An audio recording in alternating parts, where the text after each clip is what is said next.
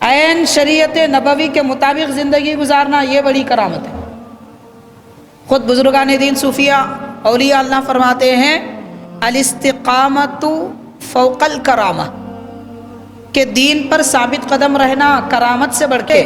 مرید اس لیے بنتے ہیں کہ جو دکان کھولے تھے وہ بند کر کے مسجد کی طرف آئے۔ دکان کھول کے مسجد بند کرنے کے لیے مرید نہیں بنتے۔ مرید اس لیے بنتے ہیں کہ کاروبار وقت تک کرے، اس کے بعد قرآن مجید کی تلاوت کرتے رہے، اور شیخ نے جو وظیفہ دیا تلاوت کرنے کا، پڑھنے کا، اس کو پوری پابندی سے ادا کرنے کے لیے مرید بنتے ہیں۔ تو ساری روئے زمین پر برسنے والے بارش کے قطرے سے بڑھ کر حضرت پیرانی پیر کی کرامتیں۔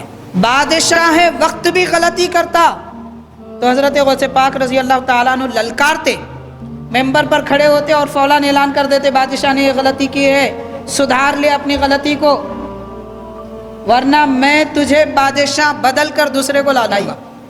تو حضرت غوث پاک رضی اللہ عنہ فرماتے ہیں کہ میاں جو مستحق ہے اسے بھی دو، اگر زکوٰۃ نہیں ہے جو مستحق ہے اسے بھی دو، جو مستحق نہیں ہے اسے بھی دو، تو اللہ تعالیٰ تمہیں وہ بھی دے گا جس کے تم مستحق ہو، اور وہ بھی دے گا جس کے تم مستحق نہیں ہو۔ سرکار غوث پاک رضی اللہ تعالیٰ عنہ سے سیکھیے کیسے دیتے ہیں، اتنا دیتے ہیں کہ ہر دن زندگی میں ہر غریب کو امیر بنا دیف کا دن ہے۔ حضرت غوث پاک رضی اللہ تعالیٰ عنہ کے عرس شریف کا دن ہے۔ ہمیں چاہیے کہ ہم اپنے گھر میں اہتمام کریں، گھر میں اہتمام کریں، پڑوسیوں کو یاد رکھیں، غریبوں کو یاد رکھیں، رشتہ داروں کو یاد رکھیں، ایسے لوگوں کو یاد رکھیں کہ جو بریانی بہت کم کھائے ہوں، بگارہ کھانا بہت کم کھائے ہوں، ہفتے 2 ہفتے جن کو گوشت تناول کر کے گزرے ہوں، ایسے لوگوں کے لیے حضرت غوث پاک کے نام کی 11ویں شریف کر کے ان لوگوں کو تحفہ دیجئے، جو غریب ہیں، جو ضرورت مند ہیں، ان کو اچھی غذا کا تحفہ دیجئے۔ ایصال ثواب حضرت غوث پاک کی خدمت میں ثواب اس کا، اور لوگوں کے غریبوں کی ضرورت۔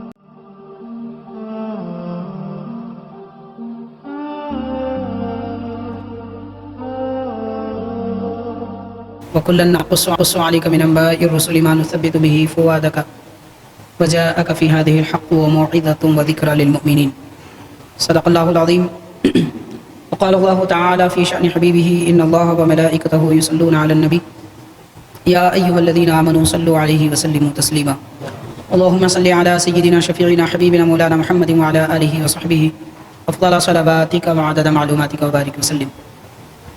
حاضران محترم، السلام علیکم ورحمۃ اللہ وبرکاتہ۔ کلام مجید تمام انسانیت کے لیے رشد و ہدایت کا مرکز ہے۔ خالق کائنات آنے والی قوم کو اپنے اگلے زمانے میں ترقی کے لیے ایک اصول اور قاعدہ عطا فرما رہا ہے، اور یہ فرما رہا ہے کہ پچھلے زمانے میں جن حضرات کے واقعات ہیں اور زندگی کے حالات ہیں وہ قرآن پاک بیان فرماتا ہے۔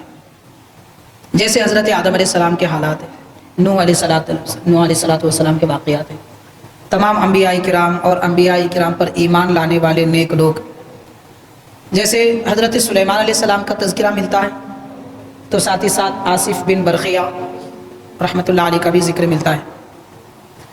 فرعون کی سفاکیت اور اس کے ظلم کو قرآن پاک میں بیان کیا گیا، تو ساتھ ہی ساتھ اللہ تعالیٰ پر ایمان لانے والی خاتون حضرت آسیہ رضی اللہ تعالیٰ عنہ کا بھی ذکر ہے۔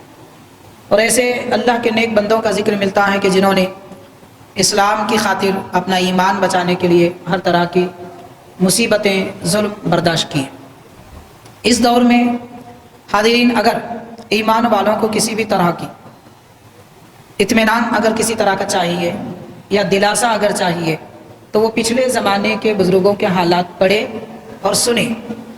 تو پچھلے زمانے کے لوگوں کے حالات، مصیبتوں پر ان کا مصیبتوں کا سامنا کرنا، صبر کرنا، تحمل کرنا، اور معافی و درگزر کا معاملہ، اللہ تعالیٰ کی عبادت کے لیے انہوں نے جو طریقہ اختیار کیا، وہ سارے راستے ہمیں ایک نمونہ دیتے ہیں اور راہ دکھلاتے ہیں کہ اللہ تعالیٰ تک پہنچنے کے لیے بندے کو کام کیسا کرنا چاہیے۔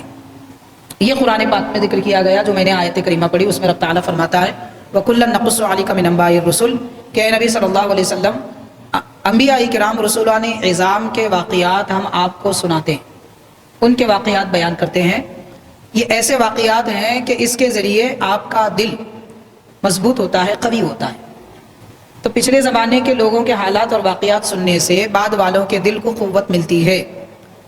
اس لیے بزرگوں کا طریقہ رہا ہے قرآن مجید کی تعلیم کے مطابق، اس کے نہج اور طریقے کے مطابق سابقہ زمانے کے لوگوں کے حالات بیان کیا کرتے ہیں، تاکہ اس دور میں لوگوں کو مصیبتیں جب آئیں تو سامنا کیسا کرنا ہے یہ بھی طریقہ ملے، اور رشد و ہدایت کا راستہ انہیں ملے۔ اور ان واقعات سے، یہ جو بزرگوں کے واقعات بیان کیے گئے ہیں، ان واقعات سے دل کو سکون حاصل ہوتا ہے اور دل مضبوط ہوتے ہیں، سہارا ملتا ہے۔ پریشانی کے عالم میں اگر کوئی آدمی 2 جملے بھی اگر ہمت کے کہہ دے تو لوگوں کو اطمینان ہو جاتا ہے اور کہتے ہیں کہ آپ کی باتوں سے ہمت آئی۔ تو قرآن شریف جب یہ بیان کر رہا ہے کہ دل کو قوت ملتی ہے، دل ثابت قدم رہتا ہے پچھلے بزرگوں کے واقعات سے، تو پتہ چلا کہ سابق میں جو حضرات دنیا سے تشریف لے گئے، جنہوں نے زندگی گزاری اللہ تعالیٰ کی رضا کے لیے، اس کی خوشنودی کے لیے، ان بزرگوں کے واقعات بیان کرنے سے بھی ہمیں بے حد فائدہ ہوتا ہے۔ اب یہ کہنے کی ضرورت نہیں ہے کہ پچھلے زمانے کے لوگوں کے حالات کیوں بیان کرتے ہیں، اس سے کیا فائدہ ہے وغیرہ وغیرہ، اس قسم کی باتیں کرنا نادانی کی باتیں۔ سمجھدار انسان ایسی باتیں نہیں کرتا، سمجھدار انسان شک میں نہیں پڑتا، عقل مند انسان سوال پیدا نہیں کرتا، بلکہ وہ قرآن مجید احادیث شریفہ میں خود اپنے سوالات کے جوابات تلاش کر لیتا ہے۔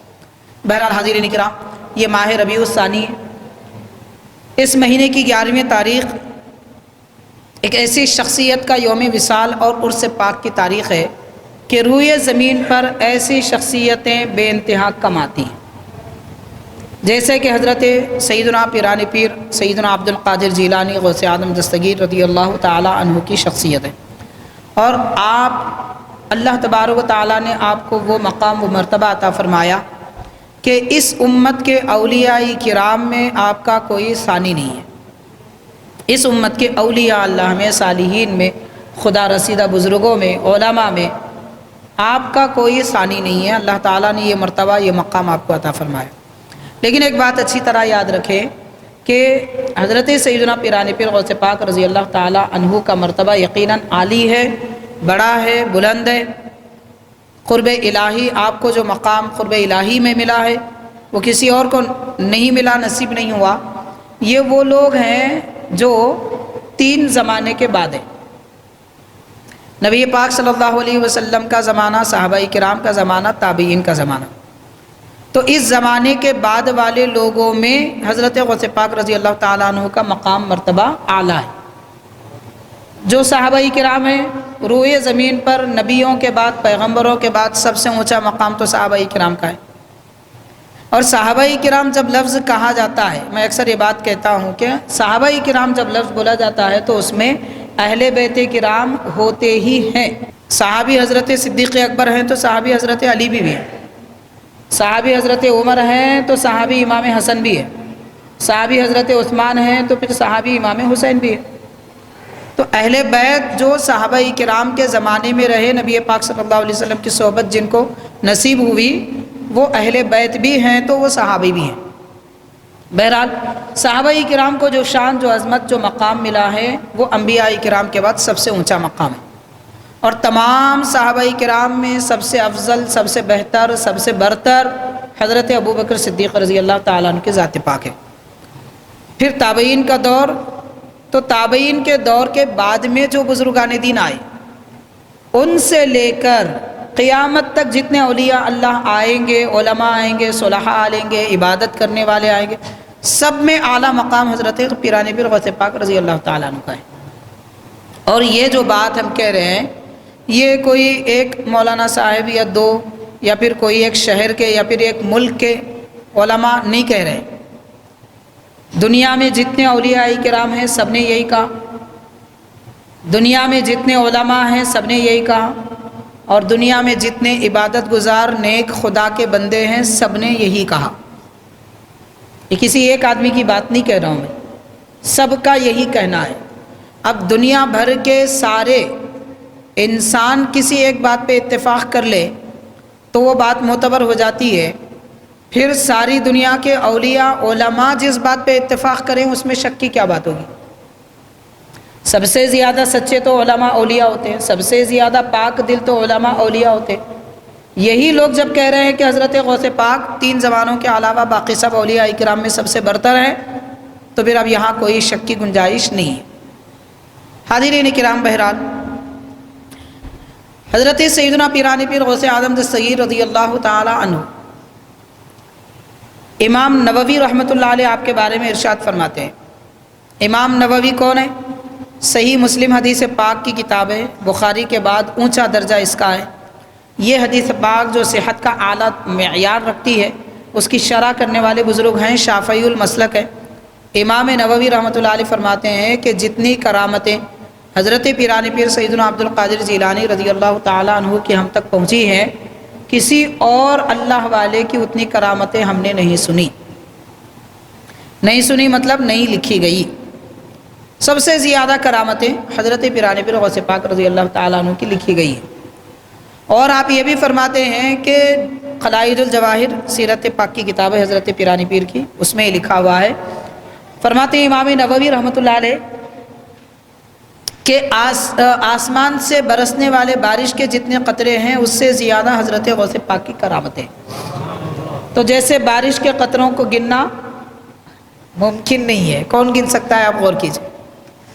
مان لیجئے کہ ہم جس چھت کے نیچے بیٹھے ہوئے ہیں مسجد کے، اس چھت پر گرنے والے خطرے بھی ہم گن نہیں سکتے، پھر سارے بابا نگر کے علاقے کے خطرے ممکن نہیں ہیں، پورے شہر کے وہ بھی ممکن نہیں ہے، اور پوری ریاست اور زیادہ مشکل بلکہ ناممکن، اس سے زیادہ سارے ہندوستان، پھر ساری دنیا۔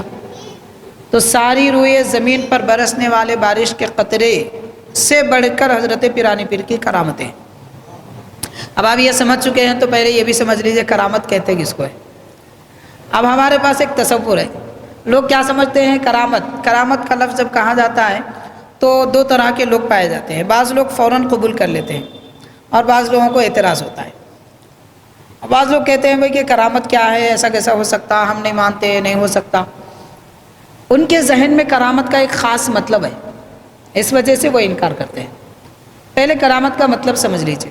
کرامت کا اصل معنی ہے بزرگی، بزرگی کو کرامت کہتے ہیں۔ جیسے دنیا میں ہر ایک ڈپارٹمنٹ میں کوئی ایک بڑا ماہر آدمی ہوتا ہے، اس کے جیسا کوئی نہیں ہوتا۔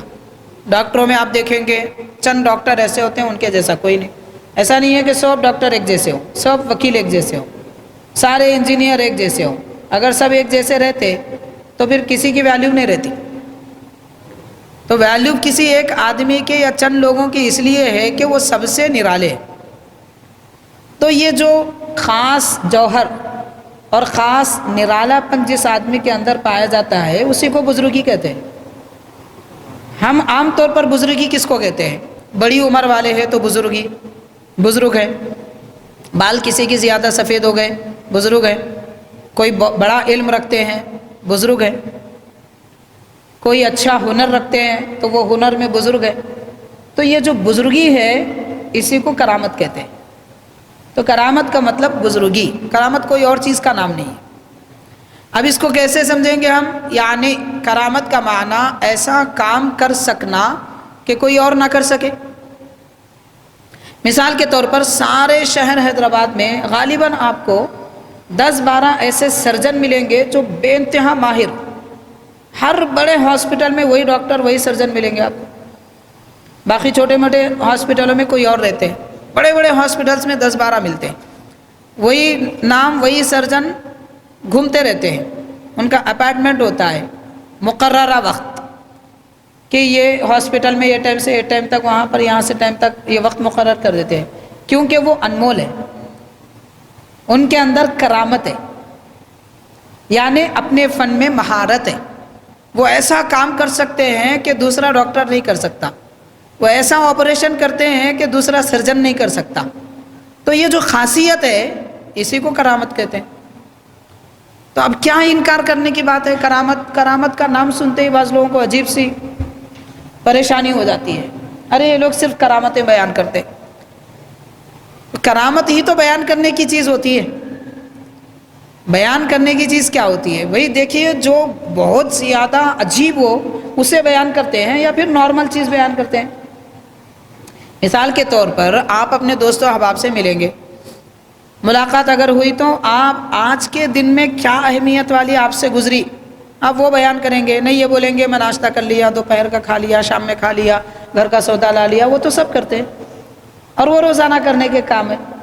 جو کام آج تک آپ نے نہیں کیا یا اچانک کوئی ایسی چیز آپ کے درپیش ہوئی جس کو سنانا چاہتے ہیں، آپ بتانے کی ضرورت پڑتی ہے، وہی تو بیان کرتے ہیں۔ تو جو چیز انمول ہوتی ہے اور نایاب ہوتی ہے، قابل تعریف ہوتی ہے، جو کام کوئی اور نہیں کر سکتا، وہی چیزیں تو بیان کی جاتی ہے۔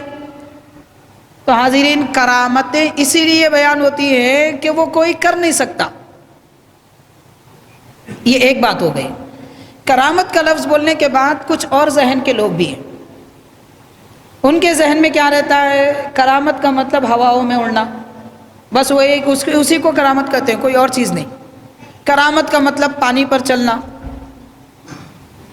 تو یہ کرامتیں سمجھتے ہیں لوگ، اس میں کوئی شک نہیں کہ یہ کرامت ہے، لیکن یہی کرامت نہیں ہے۔ اب میں آپ کو بتاؤں گا کہ دیکھیے کرامت کس کو کہتے ہیں۔ ایک بزرگ ہے امام جلال الدین سیوطی رحمۃ اللہ علیہ، 15 پاروں کی تفسیر 40 دن میں لکھ دی ہے، اور ایسا لکھے کہ اس سے پہلے جو تفسیر ایک بزرگ لکھے گئے تھے امام جلال الدین محلی، اسی انداز میں، اسی نہج میں، اسی طریقے سے، حتیٰ کہ ایک ایک آیت کی تفسیر میں وہ پہلے والے بزرگ 40 سال پہلے جتنے کلمات الفاظ استعمال کرے تھے، بعد والے محدث امام سیوطی بھی اتنے ہی کلمات استعمال کر رہے ہیں، اتنے ہی کلمات استعمال کر رہے ہیں، اور وہ تفسیر ملا کے چھاپی گئی۔ پڑھنے والا کبھی یہ نہیں سمجھے گا کہ یہ لکھنے والے علیحدہ ہیں، وہ لکھنے والے علیحدہ ہیں، اور یہ پورا کام انہوں نے صرف 40 دن میں کیا، جبکہ وہ 15 پارے آج بھی جامعہ نظامیہ میں 1 سال میں پڑھاتے ہیں۔ 40 دن میں انہوں نے پوری تفسیر 15 پاروں کی لکھ دی، یہ بھی کرامت ہے۔ کیا یہ کم کرامت ہے؟ حضرت سیدنا پیران پیر رضی اللہ تعالیٰ عنہ، ایک بزرگ فرماتے ہیں، حضرت علی حیتی رحمۃ اللہ علیہ، آپ کی سیرت پاک کے متعلق فرماتے ہیں، میں 40 سال حضرت غوث پاک کی خدمت میں رہا۔ اب دیکھیے 40 سال خدمت میں رہنا بھی ایک کرامت ہے۔ ہر آدمی ہر کسی کے ساتھ 40 سال کہاں رہتا ہے؟ آپ بتائیے، کون ایسا شاگرد ہے جو اپنے استاذ کے ساتھ 40 سال گزارا ہو؟ کون ایسا مرید ہے جو اپنے مرشد کے ساتھ 40 سال گزارا ہو؟ کون ایسا بندہ ہے جو خدا کے دربار میں 40 سال رہا ہو، نماز میں، عبادت میں، تلاوت میں، ذکر میں؟ تو یہ خود ایک کرامت ہے، ایک بزرگ کے ساتھ 40 سال رہنا۔ تو 40 سال آپ فرماتے ہیں علی حیتی رحمۃ اللہ علیہ میں 40 سال حضرت سیدنا پیران پیر رضی اللہ تعالیٰ عنہ کی صحبت میں رہا۔ اس درمیان میں نے آپ کو یہ دیکھا کہ نماز عشاء کے لیے وضو فرماتے تو فجر کی نماز بھی عشاء کے وضو سے ادا کرتے۔ اس کا مطلب کیا ہے؟ اس کا مطلب یہ نہیں ہے کہ نماز عشاء سے فجر کی نماز ادا فرماتے، مطلب یہ ہے کہ عشاء سے لے کے فجر کے درمیان میں آرام نہیں کرتے، نماز عشاء سے فجر کے درمیان میں آرام نہیں فرماتے، بلکہ عبادت میں مصروف رہتے۔ یہ معنی ہے اس کا، یہ مفہوم ہے۔ تو حاضرین، عشاء کے وضو سے فجر کی نماز 40 سال تک ادا کرتے رہے، یہ خود ایک کرامت ہے۔ اگر یہ کرامت نہیں ہے تو پھر آپ کر کے بتائیے،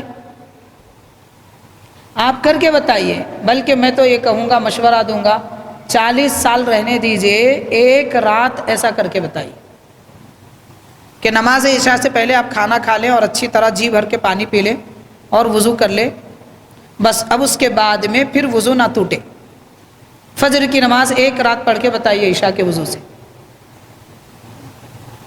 تو جو کام عام آدمی نہیں کر سکتا اس کو کرامت کہتے ہیں، اور یہ اللہ کے بندے اس لیے کرتے تھے کہ یہ ہمتن پورے طور پر اللہ کی طرف متوجہ رہتے تھے۔ ان کو دنیا سے کوئی غرض نہیں ہے، کھانے پینے سے کوئی غرض نہیں ہے، آرام اور نیند سے کوئی غرض نہیں ہے۔ لوگ سوتے ہیں تو چست ہوتے ہیں، اور اللہ کے بندے سوتے ہیں تو سست ہوتے ہیں، جاگتے ہیں تو چست ہوتے ہیں۔ لوگ کھانا کھاتے ہیں تو طاقتور بنتے ہیں، اور اللہ کے بندے کھاتے ہیں تو کمزور ہوتے ہیں۔ یہ مبالغی کی بات نہیں کر رہا ہوں میں، حضرت بندہ نواز رحمۃ اللہ علیہ نے جو لکھا وہ بیان کر رہا ہوں،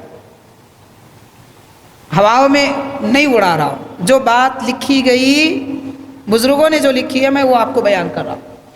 تو حاضرین کرام، کرامت کا ایک مطلب تو کرامت کا لفظ لیتے ہی بعض لوگ سمجھتے ہیں کہ ارے کرامتیں کیوں بیان کرتے، اس کی کیا ضرورت ہے۔ بعض لوگ سمجھتے ہیں کہ کرامت کا مطلب ہواؤں میں اڑنا، پانی پہ چلنا وغیرہ، وہی کرامت نہیں ہے۔ ساری رات جاگ کر عبادت کرنا یہ بڑی کرامت ہے، حرام سے پرہیز کرنا، بچنا یہ بڑی کرامت ہے، کسی کا پیسہ مار کے نہیں کھانا یہ بڑی کرامت ہے، نماز فجر کا نہ چھوٹنا یہ بڑی کرامت ہے، مکروہات جیسے لوگ عادی ہوتے ہیں، گٹکا کھا لیے، پان کھا لیے، زردہ کھا لیے، سگریٹ پی لیے، مکروہات ہیں، ان سے بچنا یہ بڑی کرامت ہے، عین شریعت نبوی کے مطابق زندگی گزارنا یہ بڑی کرامت ہے۔ خود بزرگان دین صوفیہ اولیاء اللہ فرماتے ہیں الاستقامت فوق الکرامہ، کہ دین پر ثابت قدم رہنا کرامت سے بڑھ کے۔ چنانچہ حضرت پیران پیر غوث پاک رضی اللہ تعالیٰ عنہ کا ایک واقعہ ہے، آپ کو پتہ چلا کہ کوئی بزرگ آئے ہوئے ہیں بغداد شہر میں، اور وہ سمندر کے کنارے ایک مقام پر دریا کے کنارے رہتے ہیں۔ حضرت ان سے ملاقات کے لیے گئے، حضرت پیران پیر رضی اللہ تعالیٰ عنہ، ان کا شہرہ ان کا نام سن کر ملاقات کے لیے گئے۔ آپ غور کیجئے، اب یہاں پر حضرت غوث پاک رضی اللہ تعالیٰ عنہ جیسی شخصیت کسی اور بزرگ کا نام سن کے ان سے ملنے کے لیے جا رہے ہیں، تو معلوم یہ ہوا کہ آپ ولی ہو کر بھی کسی کے بارے میں سنے کہ وہ ولی ہے تو ان سے ملاقات کے لیے گئے، اور ہم تو ناقص ہیں، پھر بھی ہم یہ سمجھتے ہیں کہ ہم فلاں سلسلے سے ہیں تو اب ہم ان کے پاس ہی جائیں گے، دوسری جگہ نہیں جائیں گے۔ سلسلہ قادریہ میں اگر مرید ہے تو چشتیہ کے پاس نہیں جانا، چشتیہ میں مرید ہے تو قادریہ کے پاس نہیں جانا، یہ سلسلے میں مرید ہے تو ان کے پاس نہیں جانا۔ عجیب سے فلسفے ہیں، خزانہ جہاں رہتا ہے لوگ وہاں جاتے ہیں۔ محروم ہے وہ آدمی جو کسی خزانے والے کے پاس نہ جائے۔ اللہ کے نیک بندوں کے پاس ایمان کا خزانہ ہوتا ہے، معرفت کا خزانہ ہوتا ہے، سونے چاندی کا نہیں۔ وہ لوگ تو سونے چاندی دنیا کو ٹھوکر مار کے دنیا سے دور ہو گئے، ان کے پاس دنیا لینے کو نہیں جاتے۔ یہ بھی بڑے افسوس کے ساتھ کہنا پڑتا ہے کہ آج ہماری قوم مرید اس لیے بنتی ہے تاکہ میرا کاروبار اچھا چلے، مرید اس لیے بنتے ہیں کہ ہمارے حضرت سے میں تعویذ لے لوں گا، ایسی تعویذ میرے اطراف کے سارے دکانیں ٹھپ پڑ جانا، خالی میری چلنا۔ اللہ تعالیٰ رزاق ہے، وہ ساری دنیا کو دینا چاہتا ہے، آپ کون ہیں کسی کی دکان بند کرنے والے؟ جب رب دینا چاہے تو کون روک سکتا ہے؟ شرنگیزی کریں گے تو اللہ تعالیٰ محروم کر دے گا رزق سے۔ تو یہ سمجھ رہے ہیں لوگ مرید اس لیے بنتے ہیں، مرید اس لیے نہیں بنتے، مرید اس لیے بنتے ہیں کہ جو دکان کھولے تھے وہ بند کر کے مسجد کی طرف آئے۔ دکان کھول کے مسجد بند کرنے کے لیے مرید نہیں بنتے، مرید اس لیے بنتے ہیں کہ کاروبار وقت تک کرے، اس کے بعد قرآن مجید کی تلاوت کرتے رہے، اور شیخ نے جو وظیفہ دیا تلاوت کرنے کا، پڑھنے کا، اس کو پوری پابندی سے ادا کرنے کے لیے مرید بنتے ہیں۔ عالی شان مکانات بنانے کے لیے مرید بن رہے ہیں، اس کے لیے مرید بننے کی کیا ضرورت؟ اللہ والے تو اپنی دکانوں کو، اپنے مکانات کو ٹھوکر مار کے جنگلوں میں، بیابانوں میں آئے، اور آپ ان سے دولت لینے کو جائیں گے تو دیں گے؟ وہ بولیں گے کہ بیٹا میں دنیا چھوڑ کے رب کے راستے پہ لگاؤں، تم کو کیسے دنیا دار بناؤں گا، تم کو بھی میں میرے پیچھے لے جاؤں گا، چھوڑو دنیا، میرے ساتھ آؤ۔ یہ مقصد ہوتا ہے اللہ والوں کا اور بیعت کرنے کا، مرید بننے کا، اس کا مقصد ہی ختم ہو گیا۔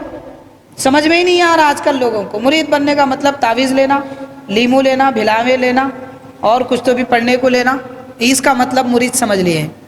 یہ معنی ہرگز نہیں ہے مرید بننے کے۔ مرید جو بنتا ہے وہ 5 وقت کا ہی نہیں، نفل کا بھی پابند بن جاتا ہے۔ مرید جو بنتا ہے اس کا دل مسجد میں لگ جاتا ہے۔ مرید جو بنتا ہے اس کی زبان پہ قرآن مجید کی تلاوت رہتی ہے، گانے بجانے نہیں۔ مرید جو بنتا ہے وہ مہذب ہو جاتا ہے۔ جو مرید بنتا ہے اس کے دل میں خدا اور رسول کا ذکر باقی ہو جاتا ہے۔ مرید بننے والا کبھی اپنے ساتھی کسی پڑوسی کو کبھی تکلیف نہیں دیتا۔ مرید بننے والا فضول خرچی نہیں کرتا۔ یہ سب برائیوں سے بچنے کے لیے مرید بنتے ہیں۔ بہرحال حاضرین، حضرت پیران پیر غوث پاک رضی اللہ تعالی عنہ شیخ ہیں۔ کیسے شیخ؟ ایسے کہ شیخوں کے بھی شیخ ہیں، یعنی مرشدوں کے مرشد ہیں۔ دنیا میں مریدوں کے مرشد ہوتے ہیں، حضرت غوث پاک مرشدوں کے مرشد ہیں۔ یعنی آپ کے مریدین وہ لوگ ہیں جو پہلے سے مرشد تھے، ان کو بھی ضرورت محسوس ہوئی کہ حضرت غوث پاک کے مرید بننا چاہیے۔ کیوں؟ اس لیے کہ اللہ تعالیٰ تک پہنچنے کے جو راستے بند تھے، جو دروازے بند تھے، حضرت غوث پاک کے مرید بنے تو وہ دروازے کھل گئے۔ اس لیے وہ لوگ مرشد ہو کر بھی حضرت پیران پیر کے مرید بنتے تھے۔ تو بہرحال حاضرین کرام، ملاقات کے لیے حضرت جانا چاہے تو اب سمجھ میں ہمیں آ رہا ہوگا، غوث پاک جیسی شخصیت بھی کسی سے ملنے کے لیے جانے کا شوق رکھتے ہیں۔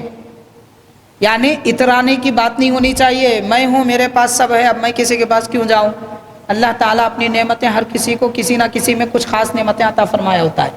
بہرحال حاضرین کرام، لیکن وہ جس کے بارے میں تذکرہ سنا تھا وہ واقعتاً بڑے نیک تھے، بڑے پرہیزگار تھے، عبادت گزار تھے۔ لیکن حضرت غوث پاک جب ان سے ملاقات کے لیے کنارے پر تشریف لے گئے تو پتہ چلا کہ وہ چلے گئے۔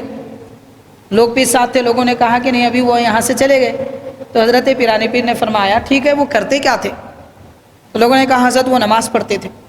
کہاں نماز پڑھتے تھے؟ گئے حضرت وہاں پر، اس جگہ جہاں پر نماز پڑھتے تھے، تو دیکھا کہ وہ ریتی کی جگہ تھی، سجدے میں پاؤں کی انگلیاں، 5 انگلیاں سجدے کی حالت میں مڑی ہوئی رہنا اور قبلے کی طرف ان کا رخ رہنا سنت ہے، پوری 5 انگلیوں کا۔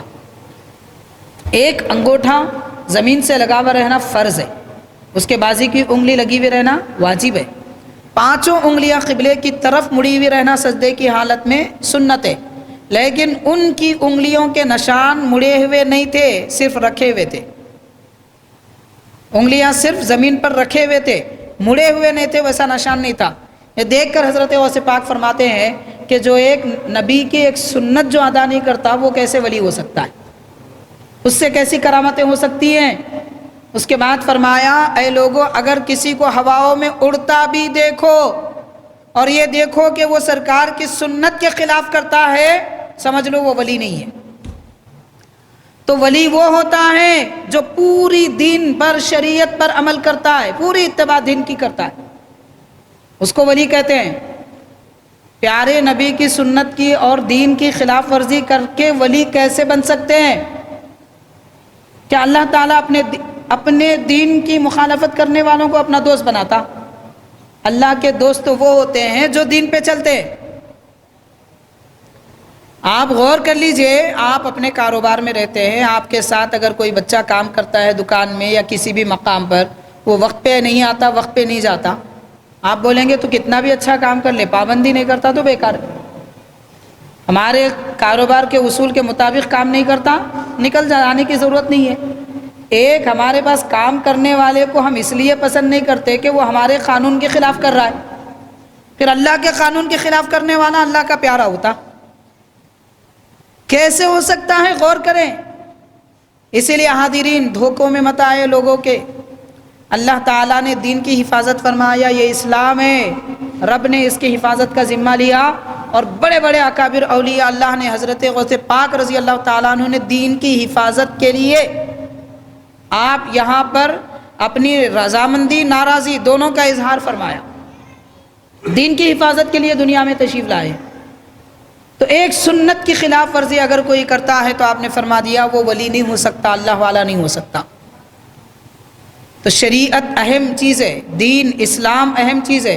اگر ہم مسلمان رہنا چاہتے ہیں تو شریعت ہمارے سامنے، قرآن مجید ہے، احادیث شریفہ ہے، اولیاء اللہ نے زندگی میں عمل کر کے بتایا ہے، اس کے مطابق عمل کریں گے تو ہم کامیاب ہیں۔ حاضرین کرام، شریعت کی مخالفت اور دین کی خلاف ورزی حضرت غوث پاک رضی اللہ تعالیٰ عنہ کو ایک لمحے کے لیے پسند نہیں ہے۔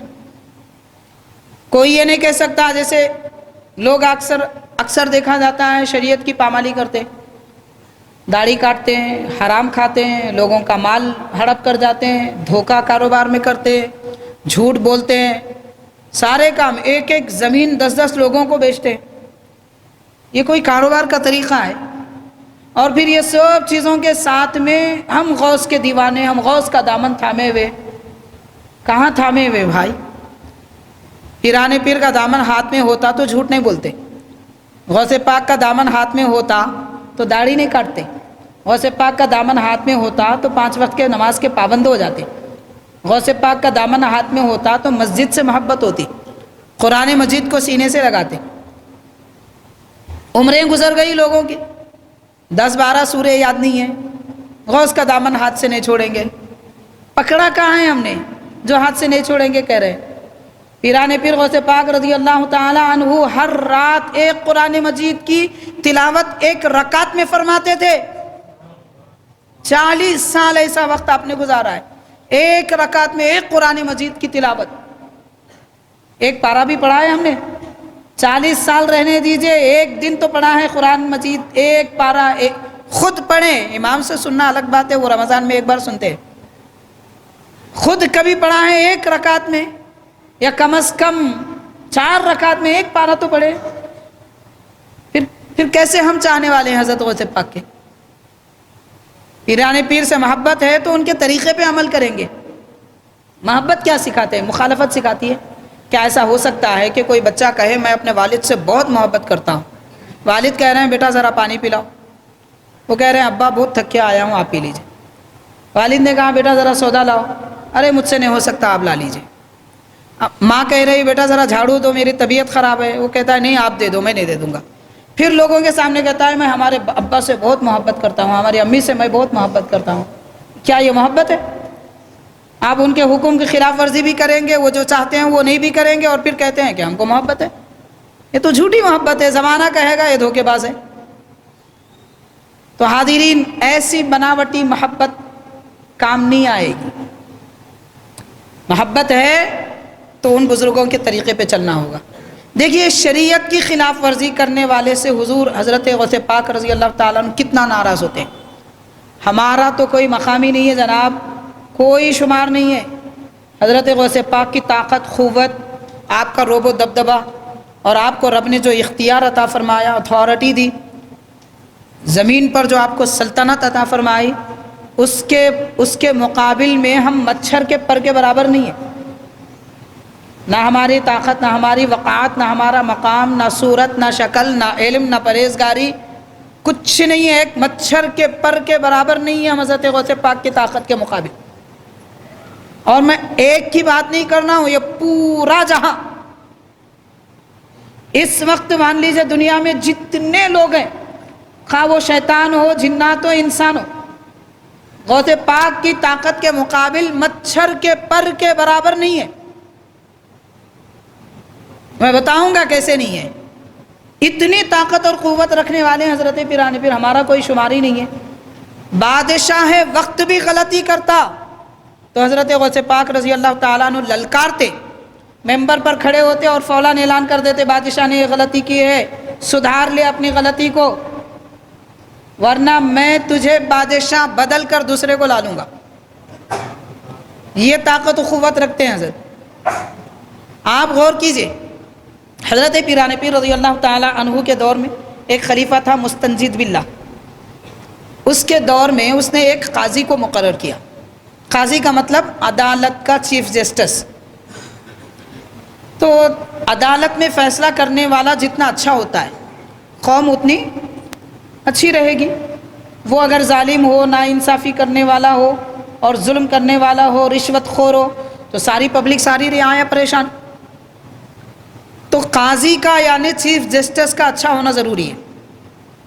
تو بادشاہ نے جس کو مقرر کیا تھا قاضی، وہ ظالم تھا، اگرچہ کہ پڑھا لکھا تھا لیکن ظالم تھا، لوگوں کے ساتھ ناانصافی کرتا تھا. جب حضرت پیران پیر رضی اللہ تعالیٰ عنہ کو معلوم ہوا تو آپ نے بادشاہ کو خط لکھا. خط میں سب سے پہلے لکھتے ہیں عبد القادر جیلانی کا خلیفہ وقت مستنجد باللہ کے لیے حکم ہے، حکم ہے. حضرت پیران پیر غوث پاک رضی اللہ تعالیٰ عنہ نے کبھی کسی سے اپنی ذات کا، اپنے گھر کا، اپنی اولاد کا، اپنے مریدوں کا کوئی کام نہیں لیا. آپ نے صرف اسلام کا کام لیا، صرف دین کا کام لیا، اور دین کی خلاف ورزی کوئی کرتا تو اسے للکارتے. کیوں؟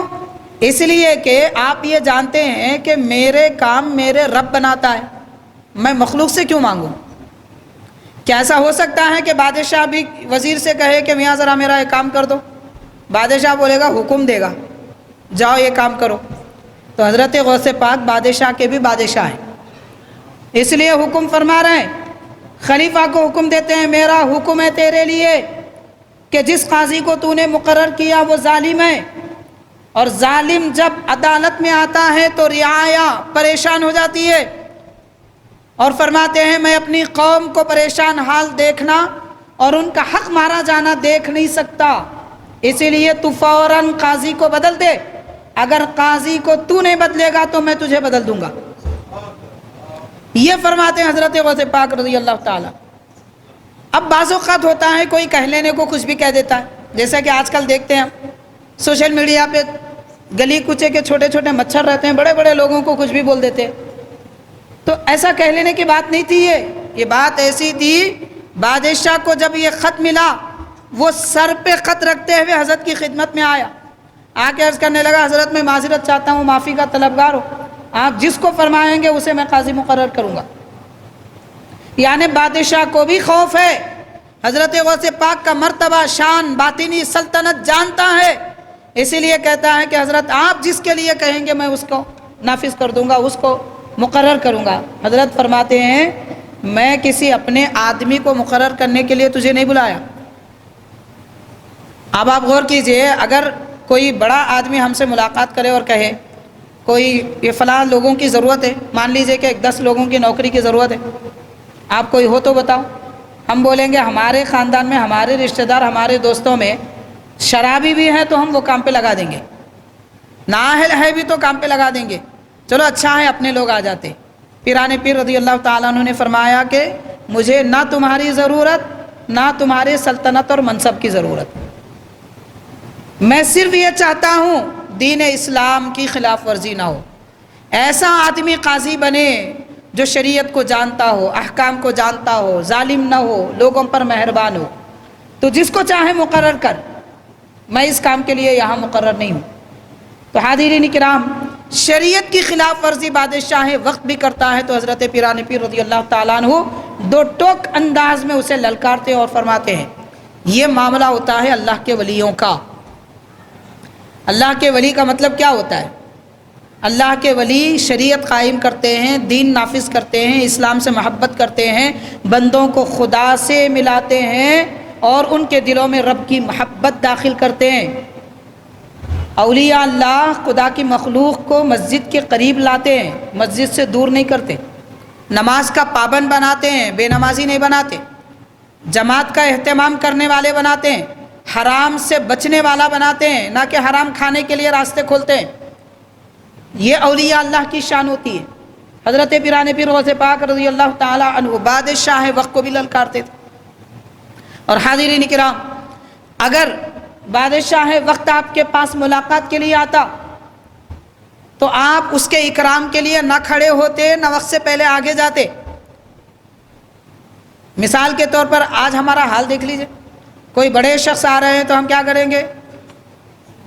مان لیجئے آپ کا مدرسہ ہے، اسکول ہے، آفس ہے، دکان ہے، سب کو فراموش کریں گے۔ سیاسی کوئی شخص ہے، عہدے والے ہیں، بڑے منصب پہ ہیں، بڑی نوکری پہ ہے تو ان کا اکرام، باقی سب فراموش۔ حضرت غوث پاک رضی اللہ تعالیٰ عنہ کسی کے اکرام کے لیے کبھی اٹھے نہیں۔ اگر وہ دیندار ہوتے تو اکرام کرتے، دنیا دار ہوتے تو آپ کبھی اس کے لیے قیام نہیں کرتے، کھڑے نہیں ہوتے، اس کا استقبال نہیں کرتے۔ اگر بادشاہ وقت بھی آتا، آنے کی اطلاع ملتی تو آپ جہاں بیٹھے ہوئے تھے اس جگہ سے اٹھ جاتے، اپنے گھر میں چلے جاتے۔ جب بادشاہ یا امیر آتا، محفل میں پہلے سے آ کر بیٹھتا، تب آپ دوبارہ تشریف لاتے۔ لوگوں نے پوچھا حضرت ایسا کیوں کرتے ہیں؟ تو فرماتے ہیں 2 وجہ۔ ایک وجہ یہ ہے کہ میری محفل میں میرے ساتھ جو لوگ بیٹھتے ہیں وہ کوئی دنیا دار لوگ نہیں ہوتے، حرام کھانے والے، مکروہ کھانے والے لوگ نہیں ہوتے۔ میرے پاس جو لوگ آتے ہیں وہ اللہ والے ہوتے ہیں، علم کے طلبگار ہوتے ہیں، طلبہ دینی طلبہ ہوتے ہیں، علم سیکھنے کے لیے آتے ہیں، عبادت گزار ہوتے ہیں، پرہیزگار ہوتے ہیں۔ اگر میں بادشاہ آئے میرے پاس اور میں اس کے لیے کھڑا ہو جاؤں تو یہ جتنے لوگ اللہ کے چاہنے والے بندے ان کو بھی بادشاہ کی خاطر اٹھنا پڑے گا، اور میں نہیں چاہتا کہ میری وجہ سے ان کی بے عزتی ہو جائے، اس لیے میں اندر چلا جاتا ہوں۔ اور بیٹھا رہ کر بادشاہ آنے پر میں کھڑا اس لیے نہیں ہوتا کہ بادشاہ جو دنیا دار ہے اس کے اکرام کے لیے کھڑا ہوں، اس کی تعظیم کے لیے کھڑا ہوں۔ تو حدیث پاک میں آتا ہے کوئی فاسق کی تعظیم کرے، یعنی حرام خور، سود خور، حرام کھانے والا، مکروہات کرنے والا، جھوٹ بولنے والے، ایسے لوگوں کی اگر کوئی تعظیم کے لیے کھڑا ہو جائے، حدیث پاک میں آتا ہے عرش الہی ہلتا ہے، اتنا بڑا گناہ ہوتا ہے۔ کسی فاسق کی تعظیم کے لیے کوئی اٹھے تو فرماتے ہیں کہ میں اس کی تعظیم کے لیے اٹھنا بھی نہیں چاہتا، اور میں اٹھوں تو ان لوگوں کو اٹھا کر ان کی بے عزتی بھی کرنا نہیں چاہتا، اس لیے میں اندر چلا جاتا ہوں، جب وہ آ کے بیٹھ جائے تب ملاقات کے لیے آتا ہوں۔ تو یہ طریقہ کار ہمارے اکابر اور ہمارے بزرگوں کا رہا ہے۔ حاضرین، بزرگوں کی زندگی میں سیکھنے کے لیے بہت کچھ ہے۔ ہم سمجھتے ہیں نماز، روزہ، زکوٰۃ، حج اتنا ہی نہیں ہے، زندگی کے ہر قدم پہ ہمیں سیکھنے کو بہت کچھ ملتا ہے۔ آخری ایک بات عرض کروں گا، ایک شخص حضرت پیران پیر غوث پاک رضی اللہ تعالیٰ عنہ کے پاس آیا، دیکھا کہ اس کا چہرہ اترا ہوا ہے، چہرے پہ غم کے آثار ہیں۔ آپ نے فرمایا کہ کیوں غم زدہ ہو؟ وہ کہتا ہے کہ حضرت آپ جانتے ہیں میں فقیر ہوں، میرا لباس پھٹا پرانا ہے، دریا کے اس پار میرا ایک کام تھا، میں جانا چاہتا تھا، جس کشتی میں سوار ہونا چاہتا تھا اس کا ملاح، کشتی چلانے والا، مجھے یہ کہہ کر کشتی سے اتار دیا کہ تمہارے پاس کرایہ دینے کو پیسے نہیں ہیں تو تم کشتی میں سوار مت ہو، اتر جاؤ، اور جھڑکی دے دیا۔ اس لیے میں غم زدہ ہوں کہ نہ میرا کام ہوا، اور دوسرا اس شخص کی وجہ سے مجھے بے عزتی اٹھانی پڑی۔ تو حضرت پیران پیر رضی اللہ تعالیٰ عنہ کا دریائے رحمت جوش میں آتا ہے۔ اسی درمیان میں ایک شخص آپ کی خدمت میں آتے ہیں اور 30 دینار ہدیہ لے کر آتے ہیں۔ دینار کیا ہوتا ہے؟ سونے کے سکے کو کہتے ہیں، غالباً 2 سے 2.5 تولے کا ایک دینار ہوتا ہے سونے کا سکہ۔ تو 30 دینار وہ شخص لا کر آپ کی خدمت میں پیش کرتے ہیں۔ حضرت پیران پیر رضی اللہ تعالیٰ عنہ وہ 30 دینار ادھر سے لیتے ہیں اور اس فقیر کو دیتے ہیں، اور فرماتے ہیں کہ جاؤ اس ملاح کشتی والے کو دے دو اور کہنا کہ آج کے بعد کسی فقیر کا دل نہ دکھائے اور کسی فقیر سے کشتی پار کرانے، دریا پار کرانے کی اجرت نہ لے۔ عبد القادر جیلانی بعد میں آنے والے سارے فقیروں کی اجرت ابھی تجھے دے دیتا ہے۔ اب آپ حساب کر لیجئے، مان لیجئے 2 تولے کا ایک دینار 51,000 روپیہ آج تولا ہے قیمت، تو 1,02,000 روپیے ایک درہم کے ہوئے۔ اب 30 درہم کے 30 لاکھ، اب 2 کو اور اضافہ کر لیجئے، 30 لاکھ کم از کم 60,000 روپیے۔ ایک ہی وقت میں آپ نے ایک غریب کا دکھ دیکھا نہیں گیا، 30,60,000 روپیے ایک ملاح کو دے دیا، فرما دیا بعد میں کبھی کسی سے اجرت نہیں لینا۔ تو حاضرین، غربا پروری اس کو کہتے ہیں۔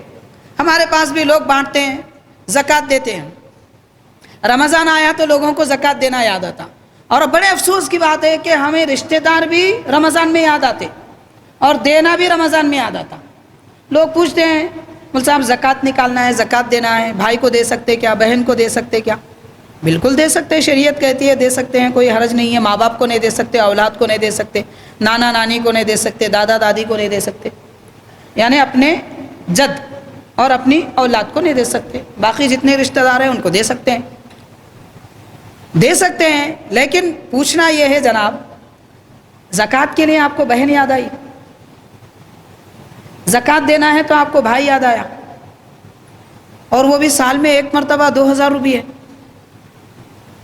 قریبی رشتہ دار کو بھی دیں گے تو کیا دیں گے؟ 2,000 روپئے دیں گے، 5,000 روپئے دیں گے، سال میں ایک مرتبہ 5,000 روپئے دینے کے لیے بھائی بہن یاد آئے، پھر 11 مہینے بھائی بہن کو بھول گئے۔ زکوٰۃ تو غریبوں کا حق ہے۔ اب دیکھیے آپ، میں عرض کرتا ہوں اس سے متعلقہ بات ہے۔ حضرت غوث پاک رضی اللہ تعالیٰ عنہ کی خدمت میں ایک شخص آئے، کہنے لگے کہ حضرت زکوٰۃ نہیں ہے میرے پاس، دوسرا مال ہے، میں لوگوں کو دینا چاہتا ہوں، کون مستحق ہے؟ آپ کے پاس اگر کوئی لوگ متعارف ہوں، پہچانت کے ہوں تو بتائیے۔ تو حضرت غوث پاک رضی اللہ عنہ فرماتے ہیں کہ میاں جو مستحق ہے اسے بھی دو، اگر زکوٰۃ نہیں ہے جو مستحق ہے اسے بھی دو، جو مستحق نہیں ہے اسے بھی دو، تو اللہ تعالیٰ تمہیں وہ بھی دے گا جس کے تم مستحق ہو، اور وہ بھی دے گا جس کے تم مستحق نہیں ہو۔ یہ مستحق کو دیکھ دیکھ کے کیا دینا چاہتے ہو؟ غیر زکوٰۃ کی مال تھی، زکوٰۃ نہیں تھا، دوسرا مال تھا۔ زکوٰۃ تو مستحق کو دینا ہے، لیکن مستحق میں رشتہ داروں کو تو پاک مال دینا چاہیے، اچھا مال دینا چاہیے، سال میں ایک بار نہیں بلکہ ایسا دینا جیسے حضرت غوث پاک نے دیا ہے۔ 30 دینار ایک ہی وقت میں ادا فرما دیے، اور باقی سارے فقیروں کو چھٹکارا دے دیے، تم جب دریا کے پاس جانا ہے جاؤ، آنا ہے آؤ، تمہیں مفت میں، گویا کہ آپ نے ایک کشتی خرید لی اور مفت میں لگا دیا۔ تو ایسی غربا پروری حضرت پیران پیر فرماتے ہیں۔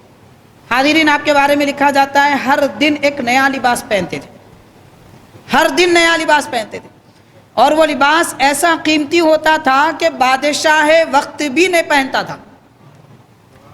ایک گز کی قیمت 4 سے 6 دینار ہوتی تھی، یعنی پھر 8 تولے سونا، تقریباً 4 درہم، اگر 4 دینار مان لیں تو 8 تولے سونے کی قیمت کا ایک لباس حضرت غوث پاک پہنتے تھے، اور وہ لباس ہر دن پہنتے تھے۔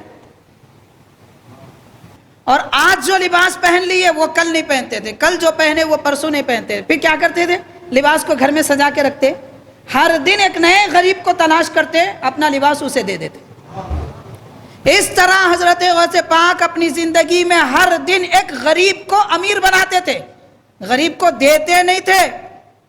مسجد میں چندے کی بات آ گئی، 5 روپے کا سکہ، 10 روپے کی نوٹ، جمعہ میں ایک بار دینے کو ہمارے پاس 10 روپے ہے، جمعہ میں ایک بار مسجد کو دینے کے لیے 20 روپے ہے، ہماری جیب سے مسجد کے لیے 100 روپے کیوں نہیں نکلتے؟ کیوں نہیں نکلتے؟ بات سوچنے کی ہے۔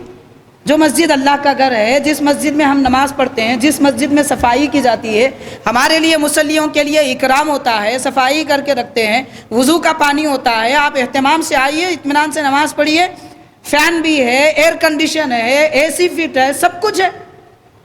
اور یہ ساری چیزیں، میں نماز کی قیمت کی بات نہیں کر رہا ہوں، میں یہ ساری چیزوں کو 10 روپے میں خریدنا چاہتے ہیں، یا ان کا کرایہ 10 روپے ہفتے میں ایک بار دینا چاہتے ہیں۔ سوچنا چاہیے۔ بچہ مانگتا ہے ابا جان آئس کریم دلائیے تو 100 روپے نکل جاتے، اور اللہ کے گھر کے لیے ہفتے میں ایک بار 10 روپے۔ ہم اپنی حالت کا جائزہ لیں، ہم کیا کر رہے ہیں؟ سرکار غوث پاک رضی اللہ تعالیٰ عنہ سے سیکھیے، کیسے دیتے ہیں؟ اتنا دیتے ہیں کہ ہر دن زندگی میں ہر غریب کو امیر بنا دیے۔ ہر دن گویا کہ 2 لاکھ روپے کا لباس آپ کسی غریب کو دیتے تھے، کتنا بڑا مالدار بھی کیوں نہ ہو، ایسا تو خرچ کسی نے نہیں کیا ہے۔ تو حاضرین، بہرحال پوری دنیا میں، مسلمانوں میں، بلکہ پوری انسانیت میں 4 ایسے مالدار گزرے ہیں، ان کے جیسا کوئی مالدار نہیں ہے، ان کے جیسا کوئی سخی نہیں ہے۔ حضرت عثمان غنی، حضرت ابو ہریرہ، حضرت امام اعظم ابو حنیفہ، حضرت غوث پاک رضی اللہ تعالی عنہم اجمعین، یہ 4 شخصیتیں ایسے ہیں کہ ان سے بڑا کوئی مالدار دنیا میں نہیں تھا، اور ان سے زیادہ سخی کوئی نہیں تھا۔ ہر دن لاکھوں روپے عوام کے لیے، لوگوں کے لیے خرچ کرتے تھے۔ تو بہرحال حضرت پیران پیر کی پاک زندگی سے ہم کو ایک سبق، اصول خاص طور پر یہ ملتا ہے کہ آپ کسی کو دیتے ہیں تو ایسا دو کہ اس کی ضرورت پوری ہو جائے۔ پھولے چنے تقسیم نہیں کرنا چاہیے، اس کو 4، اس کو 5، اس کو 6، اس کو 2۔ پیٹ بھر دیجئے ایک آدمی کو، اتنا دو کہ اس کا جیب بھر جائے، اتنا راشن دیجئے کہ 2 مہینے تک بے فکر ہو جائے۔ دینا تو ایسا دینا جس سے اس کو بے فکری ہو جائے، وہ خود اپنی کچھ بچت کر سکے، کمائی کر کے، تاکہ اس کا بھی کوئی فیوچر اچھا بن سکے۔ اس طریقے سے خیرات ایسے دی جاتی ہے۔ حضرت پیران پیر رضی اللہ تعالیٰ عنہ ہم کو سبق دے رہے ہیں۔ بہرحال حاضرین کرام، اللہ والوں کی زندگی کے ہر گوشے میں ایک سبق ہمیں ملتا ہے، ان کی عبادتوں میں، نمازوں میں، ریاضتوں میں، تلاوت قرآن میں، گفتگو میں، خاموشی میں، دیکھنے میں، آنکھیں بند کرنے میں، اٹھنے میں، بیٹھنے میں، ہر جگہ ہر وقت میں کوئی نہ کوئی نصیحت ہمیں ملتی ہے۔ اسی لیے اللہ والوں کے اوصاف، ان کے اخلاق اور ان کی زندگی کے حالات بیان کیے جاتے ہیں۔ ماہ ربیع الثانی ماشاءاللہ آنے والا 4 شنبے کا دن 11ویں شریف کا دن ہے، حضرت غوث پاک رضی اللہ تعالیٰ عنہ کے عرس شریف کا دن ہے۔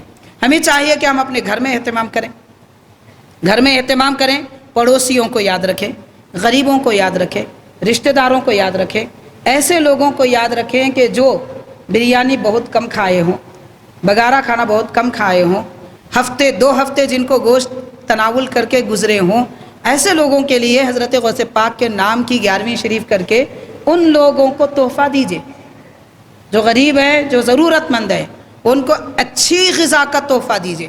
ایصال ثواب حضرت غوث پاک کی خدمت میں ثواب اس کا، اور لوگوں کے غریبوں کی ضرورت پوری ہو جائے گی۔